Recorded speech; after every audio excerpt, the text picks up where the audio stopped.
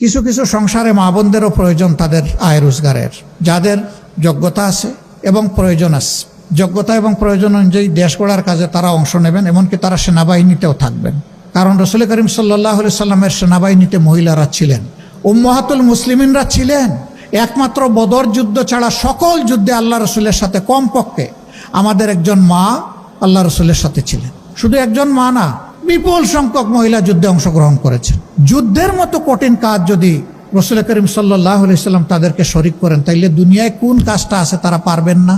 অতএব তাদের যেখানে প্রয়োজন আছে এবং যেখানে যোগ্যতা আছে তারাও কাজ করবেন। তবে এখনকার সমাজে তাদের না আছে সামাজিক নিরাপত্তা, আর না আছে তাদের সম্মানবোধটুকু। ইনশাআল্লাহ দেশ আমাদের হাতে যদি পড়ে, আমাদের অঙ্গীকার আমাদের মা, আমাদের বোন, আমাদের জায়া, তাদের নিরাপত্তা এবং তাদের সম্মানটুকু আমরা পর্যাপ্ত পরিবারে নিশ্চিত করব ইনশাআল্লাহ। এটা ঘরে, চলাচলে, কর্মস্থলে, সব জায়গায় এটা নিশ্চিত হবে ইনশাআল্লাহ। আমাদের তৃতীয় অঙ্গীকার সবার জন্য ন্যায় বিচার। এটার থেকে গরিব ধনী, দল ধর্ম নির্বিশেষে কেউ যেন বঞ্চিত না হয়। সবাই যেন আইনের সমান সুযোগ পায় এবং ন্যায় বিচার পায়। সামাজিক এই ন্যায় বিচার নিশ্চিত করা আমাদের চতুর্থ অগ্রাধিকার। আমরা আমাদের ভাঙ্গাচোড়া অর্থনীতিকে পুনরায় আমরা গড়তে চাই এবং এইখানে আমরা আমূল পরিবর্তন চাই। ওই উপরে উপরে প্রলেপ দিয়ে হবে না। ভিতরে ক্যান্সার থেকে গেলে উপরের চামড়াকে কসমেটিক সার্জারি করে মানুষকে সুস্থ বানানো যায় না। আমরা ক্যান্সারের জায়গায় হাত দিতে চাই। ওই জায়গাগুলো আমরা চিহ্নিত করে সুস্থ করার জন্য যেখানে দরকার যেটা সেইটাই করতে হবে ইনশাআল্লাহ।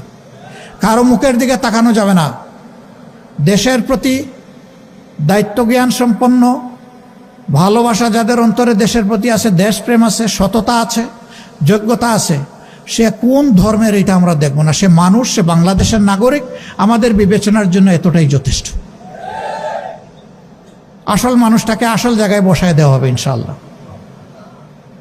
আমাদের যে সন্তানেরা শিক্ষা গ্রহণ করার পরে বেকারত্বের কষ্ট নিয়ে বুকে চেপে বয়ে বেড়াচ্ছে, আমরা তাদেরকে জাগতিক স্কিল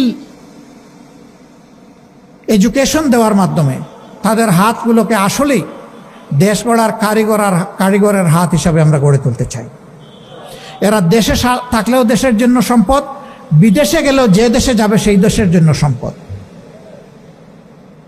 আমাদের বিপুল পরিমাণ যুব